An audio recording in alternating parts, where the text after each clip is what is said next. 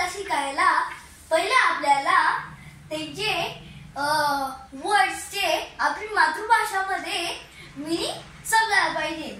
तर माझा हा लेसन आहे चेंजेस इन आवर सराउंडिंग. उदय म्हणजे स्टार्ट, जसं की आपला दिवस स्टार्ट होतो. अस्त म्हणजे एंड, जसं की दिवस संपतो, जसं की रात्री येते आपण झोपतो. राईज म्हणजे उगवणे, सनराईज म्हणजे सन उगतो. सेट म्हणजे मावळणे, जसं की सन चालला जातो, सन सेट. सन म्हणजे सूर्य, जो आपण पाहिलाच असेल. डार्क म्हणजे काळोख आणि गडद, त्याला अंधार पण म्हणतात, जसे की अंधार रात्री जातो जेव्हा आपण घराचे लाईट्स बंद करून देतो. ईस्ट म्हणजे पूर्व, पूर्व ही एक दिशा आहे. शॅडो म्हणजे सावली आणि परछाई, जसं की आपली पण परछाई येते जेव्हा आपण उन्हात जातो. फॉल म्हणजे पडणे, जसं की आपण पण पडतो कधी कधी.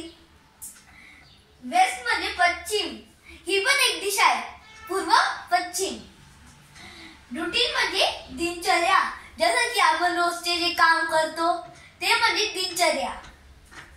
ओव्हरहेड म्हणजे डोक्यावरती, जसं की जेव्हा सूर्य एकदम डोक्यावरती येतो तेव्हा त्याला झिरो शॅडो डे म्हणतात. आपली शॅडोच पडत नाही कारण की सूर्य डोक्यावरती जातो. शेप म्हणजे आकार, एक फोनचा पण आकार राहतो. फेज म्हणजे स्थिती, अवस्था, टप्पा, जसं की मूनचे पण फेज राहतात. मून कधी हाफ दिसतो, कधी फुल दिसतो. फुल मून डे म्हणजे पौर्णिमा, जेव्हा पूर्ण मून राहतो. न्यू मून डे म्हणजे अमावस्या, जेव्हा मूनच दिसत नाही. इव्हिनिंग म्हणजे सायंकाळ, जेव्हा सूर्य मावळतो तेव्हा इव्हिनिंग येते. रुमिनेशन म्हणजे रवन आणि चूटचरवण, म्हणजे जसं की काही बफेलो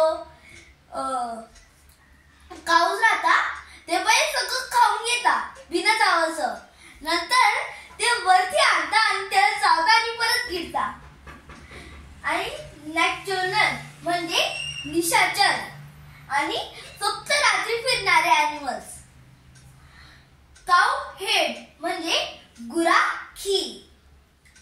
फ्लॉक म्हणजे झुंड, जसं की हिरणचा आपण झुंड राहतो, थवा पक्ष्यांचा झुंड. क्वीन ऑफ द नाईट, रातराणी. हे एक झाड आहे, तर खूप छान फुले येतात, पण ते सकाळी बंद होऊन जातात आणि रात्री उघडे राहतात.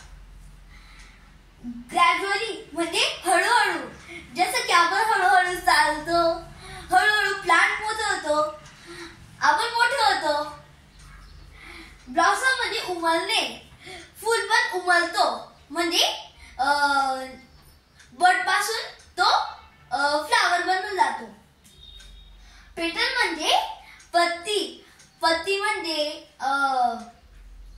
लीफ आणि पंखुटी म्हणजे पण लीफच.